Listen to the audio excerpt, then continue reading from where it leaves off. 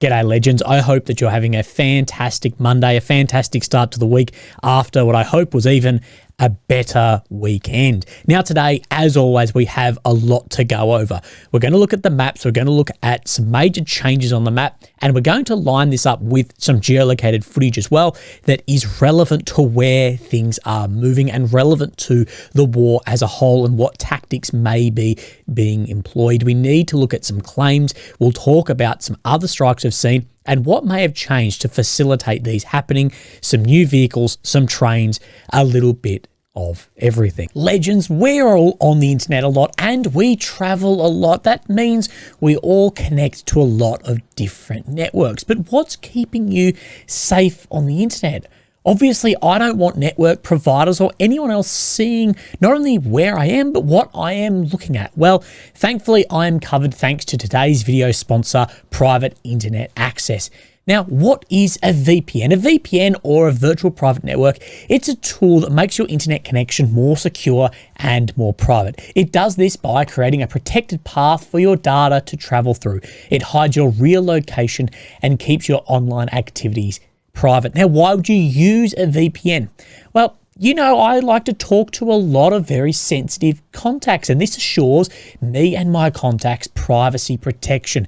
It hides my real IP address and encrypts my internet traffic, making it difficult for others to track my online activities. And using private internet access is so easy. Even I have figured it out, and you can use it for Windows, Mac, Apple, and Android. And here I have it connected to my browser. So if Lily and I want to watch a TV show together and I'm away, or if we're at home and want to watch something that might be on, say, US Netflix and not on Australian Netflix, it is this simple. All I do is click on the thing up here. I can scroll down and I can go to the UK. I could go anywhere I want. But look, we're looking for the United States. I'll connect to the beautiful city of New York, of which I can't afford. What we'll do here is this is on the Australian Netflix, but once we refresh this, let's have a look. We get significantly different shows opening up your paid subscription to Netflix. So click my link below, and not only will you get the first 4 months for free, but you'll be getting over 80% off. I use private internet access not only when I'm traveling, but every day to protect myself online as well. And I recommend to my viewers and my friends that they do as well. It's been a few days since we had claims from Ukrainian accounts that an S-500 air defense system had been destroyed down in Crimea. Now, we haven't had any satellite images, footage, or photographs come yet of this, and we normally get them within 48, 72 hours. So I'll keep my eyes open for that. But currently we haven't seen any of that. A lot of people are asking me about this. So first off the bat, let's then have a look at some strikes on logistics. Now, we need to look at what has been hit and then what has changed here. So yesterday then we saw this. This is a Ukrainian train here with armoured vehicles on it, military logistics equipment, and then with the potato camera, of course, it's edited, it's stepped on, it's back and forward. Here we then do see, and I scanned a strike as we then zoom out on a slightly different area to what we have been seeing, but we do see a strike on the railway line here, and then we see aftermath here of then destroyed pieces of military equipment from this train. Mate, so you zoom out here. So again, it's hard to see exactly what is happening here, but Russian, Ukrainian accounts, they're all saying this is a significant strike and attack here. Now, in this was claimed by the Russian accounts here. They're saying that it was M113s, a Book 1, NATO tanks, BMPs, freight vehicles, and 35 military personnel were taken out here. Again, with any claims from the side making the strike, always a grain of salt, but we can see it was a successful strike there. Now we see again today being released that a second train has been hit, this time in the Kharkiv region. Now it is hard to make out, but these are definitely tanks here. I believe T-62s, but I am unsure. But what we get here is then, and I scanned a strike, we don't see the actual strike itself, but we see the cloud rising up from near the railway tracks here. Again, hard to see exactly what has hit here. It looks as if it was slightly off to the side, and I scanned it is a very large missile, but we can see a train sitting in here. It is difficult to say exactly what has been hit in here as well. Some people would talk that this slightly missed its direct target right there as well. of course, still a lot of damage. Now, why do I bring this up?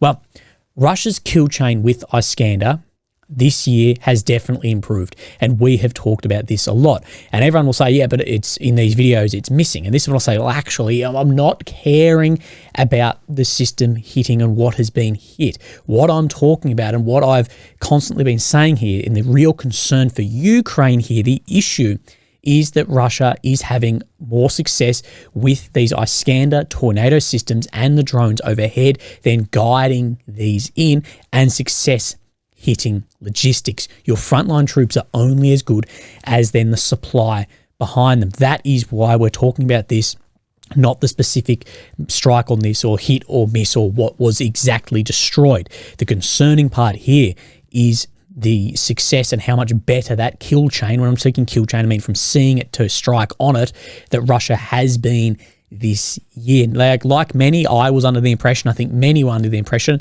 that Russia would run out of chips for these systems. Now, I spoke with a PhD in electrical engineering who cleared all this up and some myths about this and why we haven't seen a lack of Russian missiles and high-tech equipment as well. But it all boils down to people won't believe that your mobile phone has far more computing power than a missile, and those basic chips that can be in a missile, Russia can produce themselves or get from China, or the high-end stuff from intermediaries. So I'll put a link to that video below if you'd like to go and then watch this. Now, also a vehicle that's been floating around is this.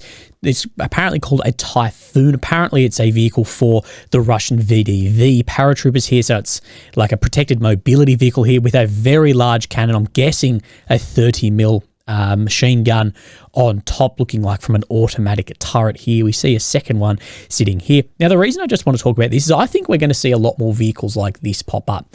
Highly mobile, fast compared to, say, a tank, armored to light arms, but with a lot of firepower on top, because a drone, from what we're seeing, will do the same to this as to a tank. So what you're sacrificing by having a tank, if the anti-tank munition does the same to something like this, why not then have that mobility? It's a little bit like you'll see some soldiers be like, I could have a bigger body armor plate. I'm going to do the same thing. It's just going to be heavier. I'll sacrifice some protection for the mobility. We've tried bigger guns on top of some of our vehicles, and it was actually peeling the top layer here between the windows and the roof on some of the very similar vehicles to this that Australia had. So there's some problems there just because of how much recoil these have with, it's not going to be inches thick armor on the top. Probably unrelated, but I just thought I'd say that. That's weird. We've had problems with that as well. Now, let's have a look at some geolocations and what is happening. So let's have a look at the maps. Of course, here in the center, we have Ukraine, the capital of Kyiv. The red area is occupied since 22, the purple since 2014. Now, the first place I want to go is, of course, we didn't have a map update yesterday, but we did have a map shift then yesterday. So look at this blue down here, Kremenar Forest out of here. Now we see then, if it will load, the red hasn't shifted in here, but the grey has filled in with a Ukrainian advancement up in here. The video before this, we spoke about a Ukrainian boat that we saw traveling down the Donetsk River here. So we see that, and now we see this filling in, and this is being then confirmed by Syriac maps here as well. Basically the exact same location here. During the last hours, Ukrainian army managed to recapture a series of positions at the Seversko-Donetsky National Park from the Russian army. So successful Ukrainian advancement in this direction. To get an idea of this, just above Seversk-Belahorivka in here. Now, let's have a look at some areas, some other strikes, and some fabs. Now, the first place I want to talk is in the similar area, but is about New York. So to find New York, we're still on the east of Ukraine, but we go between Bakhmut and Avdiivka areas, which you'll be very familiar with in this front, Toretsk, New York, this front in here, called the Toretsk front. Sometimes I call it the New York front, but this is what I'm meaning. Now, what we have seen over the past few days, if this will load, is Russia has had some major advancement out of here. Now, something I should have mentioned and I didn't. So you see that this filled up the days prior just between here, and then this was on then the 29th. Let's step up today. We don't see change. We have seen some change down in here. But what I missed and what I should have said was important about this particular movement is, of course, this purple, like we said in the beginning. This has been defended since 2014. So the lines which have fallen in here, they have been defended, built up since 2014. So this is a very important movement. Any movement in or out of these areas is very, very substantial and something we need to then report on. So we know now down in here that there is some movement, but one thing Russia has done is it does look like Russia has moved its targeting of those Fab 3000, those 3-ton glide bombs from Kharkiv actually down into this axis. So let's have a look at some footage, have a look at what Zelensky has said and some other pieces in here. So we have then this. This is a Fab 3000 apparently landing in New York. I don't have a geolocation on this, but we see major explosive here under then the thermal. Of course, anything you want to see more on this will be on the Telegram as well. It's posted by Russian pages. Russian pages are reporting airstrike Fab 3000 with glide kit on control of the 1st Mechanized Battalion, blah, blah, blah, New York. So what I'd say in here, and this follows the Russian doctrine, is massive artillery, and to be honest, I'm sort of putting those Fabs as the work of artillery as well, under medium range fires, soften up targets, and then you have the push through there. And that is what Ukraine is saying Russia is doing as well. Massive, massive fires, destroying everything, and then pushing in ground forces further. We also have more footage here. I'm not sure how much I can show you of this, but we can see there are some Ukrainian soldiers fleeing out of here after we saw some shelling on positions here. Now, this is important and relates to this because we get a geolocation down to just here. Now, we'll just have a look at the shape of this tree line of which it is sitting in. You sort of get this like scorpion looking one here. So let's zoom down in here, scorpion looking one, tree line in here. So these positions that are getting targeted are just down about where my cursor is on the New York axis. So we know there's sort of two main axes in here. There's one pushing up to New York on this. We can see the grey zone shift out in here, as well as this push into Toretsky, which is why I believe we'll be talking about these areas more and more now into the future, particularly with Russia advancing out on this Osheretny-Avdiivka front towards this intersection, jeopardizing some of these supply roads down into here from Konstantinivka as well. We see this is Chasiv Yar Bakhmut front, where Russia is trying to push in this direction. Then this area in here, we'll be looking at a hell of a lot more due to the fires and the logistical supply issues that may become apparent in here. So just keep an eye on that. But let's actually then line up these maps in here. So we'll come down here, Donetsk front. We see this same push out near Shumy Zelizny that then the deep state is showing. Russian army managed to break through new defenses of Ukrainian army at Pivdeni and skirting the landfill and Terekons penetrated into Pevgeny along this axis until they reached then this street. So pushing in basically the same location that we can see deep state is reporting, maybe just a little bit more down to the south here, but as well, similar area. I have seen that move. And like we spoke about, it is important due to some of these positions have been there for now 10 years. Now, speaking on those glide bombs, a hell of a lot have come in. So Zelensky is reporting that Russia has used 800 guided aerial bombs against Ukraine in just 1 week. That is more than 100 a day. Ukraine needs necessary means to destroy the carriers of these bombs, including Russian combat aircraft. So just combat aircraft. Ukraine needs an ability to strike that aircraft. Striking the guided bombs in the air is not reasonable when you consider there's 800 a week coming in. There's not that many air defense missiles in the world. You need to be hitting, or at least have the threat of hitting those bombers in the air so they can't then drop them. Clear decisions are made to help protect our people. Clear decisions are needed to help protect our people. Long-range strikes and modern air defenses are the foundation of stopping the daily Russian terror. So not only air defenses hitting them in the air, but long-range strikes to hit those bombers on the ground, or not hit them, but if they're under threat, they may have to push them back and it may not be as useful on the ground. But though the last few months this year, the Fabs have been making a huge impact on all areas of the front line. Now, while we're speaking down in this area, let's then talk about the Avdiivka front, the Osheretny. So we see then on the Ukrainian deep state map here, we do see major advancements from Russia in this direction. If we get an idea, let's measure to here about 2.23 then kilometers. That is major in a day. But again, what I've spoken about every time in here, I know I sound like a broken record, but from the guys I speak to on the ground, these open areas, these are so hard for Russia to push into. It'd be a death trap. It's also very hard for Ukraine to defend. It's open area. There's trench systems in the tree lines that I think we'll see Russia push on, and this is what we're seeing. The axes that, of course, have towns on them in these directions of which I'm drawing, and then we will see Ukraine step back at some point, I believe, to another defensive line back here. Very, very similar to what we saw then Ukraine do out of Avdiivka to that defensive line of Semenivka, Berdachi, and then we know the other defensive line sits back here. The problem is, as this moves up, it, of course, means that Ukrainian artillery moves rearwards, Russian artillery then moves forwards, putting areas like Pokrovsk then into potential firing line, depending how far this moves up, as well as potential for then the FABs. So let's talk about Avdiivka, and we have some geolocated footage in here, but this has been released today, but I question whether it was, just because it's been released today, we don't know exactly when it was filmed. So let's have a look. It's geolocated down to here. So see this intersection out of here, this road, Osharetny here. So we have Osharetny, this, and the road right here. So we're speaking right down in here where this is. And what we can see by this footage is then a Ukrainian tank in here firing directly on then Russian positions. We see then the Ukrainian tank then withdraw out of here after many shots fired.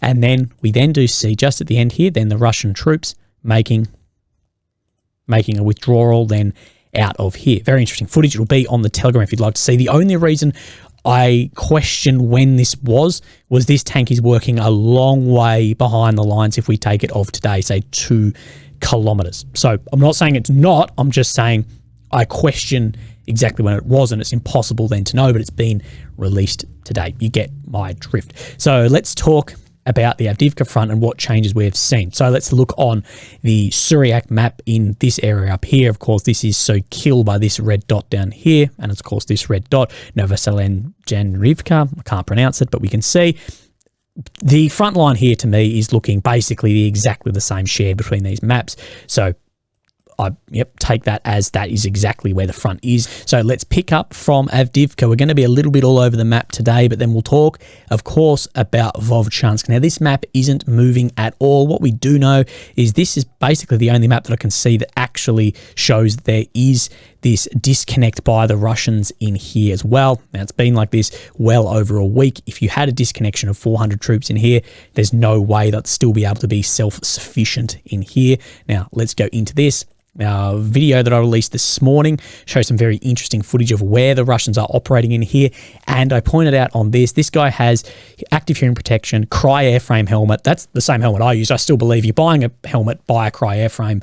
They're a bit older now, but I'm still the most comfortable one I've ever had, and they breathe a bit better, but very, very expensive helmet. That's the reason I don't own one myself. I only got issued one, and I believe a mystery wrench pack, better gear. So we're believing some level of SF or contractors working in here as well. We then had the geolocation to where these guys are running under incredibly heavy fire, and then this is geolocated to here. So behind where this line says the Russians are in blue by the ISW, but definitely in grey zone. In urban warfare, grey zone should be massive. Like the grey zone, to my eye in here, should just basically be this whole area of grey zone. But where this is the building sits basically right where my cursor is in here, just to get an idea, because this map isn't moving. Now, we saw a Syriac map the other day, and we looked at that showed blue movement into here, that where Ukraine is making ground in the center of Vovchansk. And then we have then, in the same position where we got this video from, the red moving back.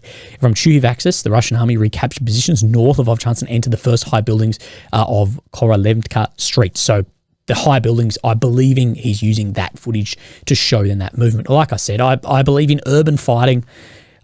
It would be interesting to get like, okay, this should be like dark red. This should be like a grey red, a grey blue, and then bluey green. Like, if that makes sense, like, okay, this is contested, but Russia have the most amount of control here, or this is contested and Ukraine have the most amount of control here, but fully, like, nothing in here is completely controlled, if that makes sense in urban fighting. It can be incredibly, incredibly three-dimensional, changing, of course, day to day. That's why I've said and attritional warfare doctrine lines with this.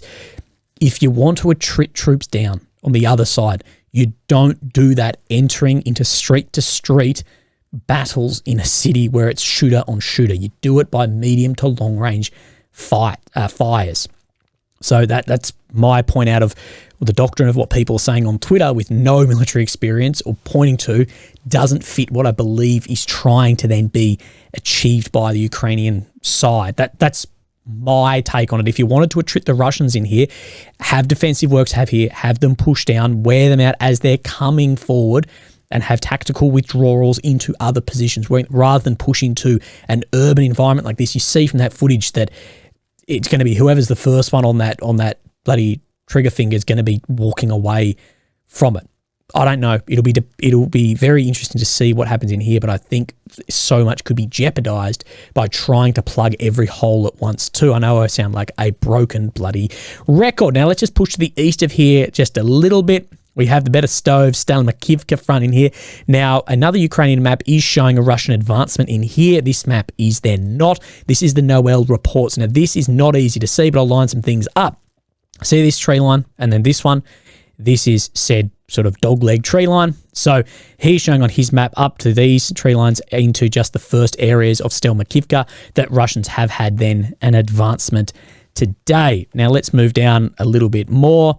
We'll ignore some of the other areas in here because we haven't seen much changes. Now where we need to come down into is just to the north of Terny. We have Nevsky in here, or Nevsky, and then we do have that Surak is showing that Russians have had an advancement in this front. So what we can see this paddock and this one, these are these two paddocks lining up through to this area in here. So this same is shown as either grey or red on this map, but he's saying that it's filled in down here by a major Russian advancement down in here, east of Nevsky and Novosadov, as a result of positional battles with Ukrainian army. So he's showing a lot of movement down in here along these fronts, not yet shown on this map. We'll keep an eye on what is happening down in here. Now, we'll ignore this area as we have talked about it. We'll come down into Rozdelivka here, where we do believe this map is behind because we're getting other Ukrainian maps, such as Noel reports, showing significantly different here, but these two maps do show different from each other. So Noel reports is showing from a few days ago that Russians have come up both the train line, this is the train line, and these outer eastern blocks of Rozdelivka in here, and have had some control. What he does show, though, is down to the east and the south here, even a bit less than maybe the map here. So it's hard to get an idea, but Rozdelivka, we do believe that the Russians are in that front. And this is then backed up furthermore by Syriac maps in here. But what he is showing is that Rozdelivka has come under complete control of the Russian forces up to where this train line, see this loop out? This is the train line in here as well. Russian army managed to capture the remaining parts of Rozdelivka, but taking parts over north and western trenches. So the maps will line up here, going to be the Noel and Syriac. So let's look Rozdelivka. Hard to get an idea. What we do know is most likely the Russians are in there. How much has been taken? Again, that is something you guys can argue over, but we don't see any real changes or shifts in here. We don't see anything around Bakhmut. The reporting is weird about Bakhmut. I've seen both Ukrainian and Russians reporting that Russians are pulling back and hitting this with TOS thermobaric multi-launchers, which we have seen footage of as well, trying to further soften this up, that they have pulled back, more fires in and then redeploy some more ground troops into here. But we have seen some geolocated stuff of some Russians around in these forest areas too. So again, I'm trying to get the best idea of what exactly is happening in here, but it'll come in time. Eventually in time, more and more will be cleared up. Now we'll come down this eastern front to the south sort of corner in here, and this Novomaylivka, Konstantinivka, this Ugleda front, of course, very important area, was, or still is, this road that connects these fronts in here as well, as it feeds the logistical supply of other areas through Konstantinivka. See, this road connects to here and supplies down into areas like Vodiane and Ugleda. Now, no changes shown on this map, but if we then bring up the Surak, he shows difference in some of the grey zone and some pushes in here. So we're just looking at where this reservoir is, and basically Surak is showing what the deep state show as grey, he's showing as red controlled, so just in this area and to the north of that reservoir. Again, putting fires on this road will have an effect down to the southwest of here. Now, no changes in Uruzani, Robotny in here. This is an informational war in here.